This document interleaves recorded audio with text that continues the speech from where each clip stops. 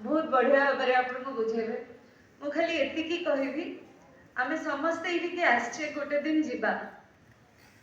हाँ कि ना आमर एक्चुअली रोजगार कोटा जानते एबे जोटा मु फील करछि आमे मला परे आम विषय केते जन कहउछन्ति आमको केते जन मने पकाउछन्ति एबे भी मु जहां को भेटे मो बाबा का विषय रे स्वर्ग प्रदीप महादेव का विषय रे जेतबेले दी वक्ता से भल कथा कहती मु कुंडमोट हो जाए मु बहुत खुशी जे बहुत गर्व अनुभव करे मु भावे आम ये मनीष जन्म पाई सेटा ही आम पाई सबुठु बड़ भाग्यवान विषय